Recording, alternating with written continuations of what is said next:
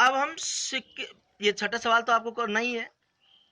अब हम सिक्के के बारे में आपको समझा रहे हैं। देखो, सिक्के पे दो परिणाम होते हैं। सिक्के पे दो परिणाम होते हैं, एक चिट होता है और एक पट होता है। या हम इसको चिट कहते हैं और इधर पट कहते हैं। इंग्लिश में हम इसे हेड कहते हैं, इसे हम टेल कहते हैं। अब एक सिक्के पे केवल दो परिणाम है, एक चिट्टे है और एक पट है, अर्थात एक हेड है और एक टेल है। जब एक सिक्के को जब उछालते हैं तो उसमें से या तो हेड आएगा या टेल आएगा। एक सिक्के को जब उछालते हैं तो उछालने पर जो परिणाम प्राप्त होता है उनमें या तो एक हेड आएगा या टेल आएगा। अब आपसे पूछे कि हेड आने की प्रायिकता बताओ था, चिट्टा आने की प्रायिकता बताओ, तो हम जानते हैं चिट्टे एक है और कुल परिणाम दो है, तो चिट्टा आने की प्रायिकता 1/2 है। अब आपसे पट्टा आने की प्रायिकता पूछे तो पट्टे भी एक भी परिणाम है और टोटल परिणाम दो है, तो पट्टा आने की प्रायिकता भी 1/2 आई। अब आपसे पूछे कि एक सिक्के को उछाला जाता है, उस पर चिट नहीं आने की प्रायिकता बताओ। तो हम जानते हैं कि जब सिक्के को उछालते हैं तो कछुन कछु तो आएगा, या तो चिट्ट आएगा या पट्टा आएगा। तो हमसे पूछ रहा है कि चिट्ट नहीं आने की प्रायिकता बताओ, तो चिट्ट नहीं आने की प्रायिकता पूछे तो पट्टा आएगा। तो पट्ट एक पे है और कुल परिणाम दो है, तो चिट्ट नहीं आने की प्रायिकता है 1/2। ऐसे पट्ट नहीं आने की प्रायिकता पूछे तो पट्ट नहीं आने की पूछे तो चिट्ट वाले ही बता दो, चिट्ट भी 1/2।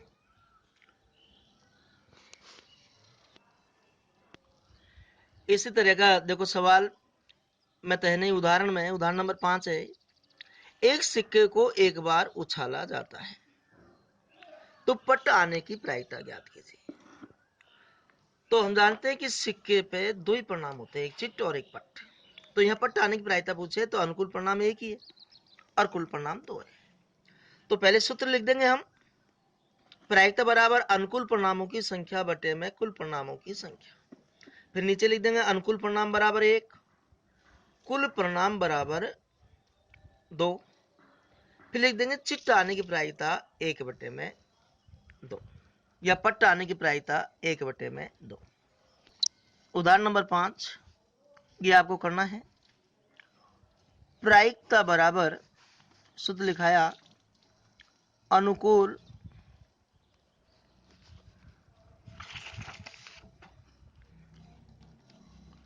परिणामों की संख्या बटे में कुल परिणामों की संख्या।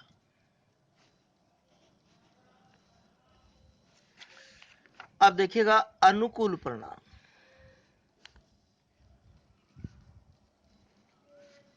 यहां 1 है,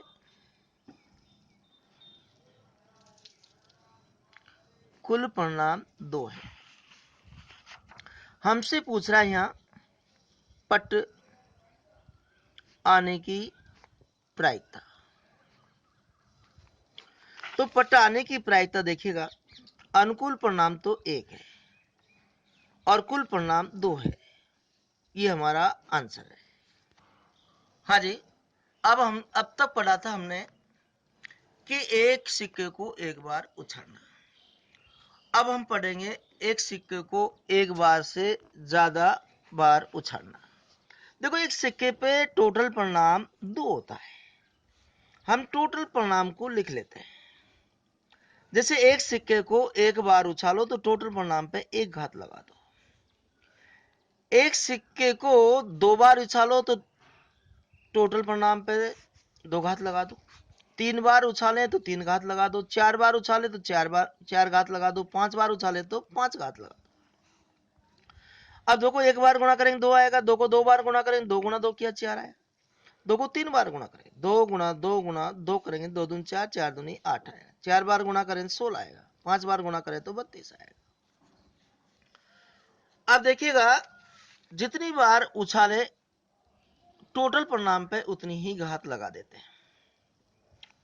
तो एक बार उछालने का तो मैंने आपको बता ही दिया कि जब एक सिक्के को एक बार उछालते हैं तो या तो चिट्टा आता है या पट्टा आता है।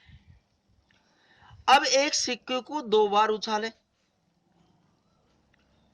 तो टोटल परिणाम 4 होते हैं।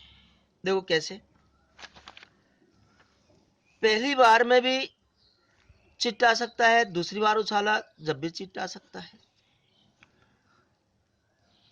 अब पहली बार में भी पट्टा आ सकता है तो दूसरी बार उछाले तब भी पट्टा आ सकता है। पट्ट को हम टेल द्वारा व्यक्त करते हैं। पहली बार चिट मतलब हेड आ सकता है, दूसरी बार टेल आ सकता है। पहली बार टेल आ सकता है, दूसरी बार हेड आ सकता है।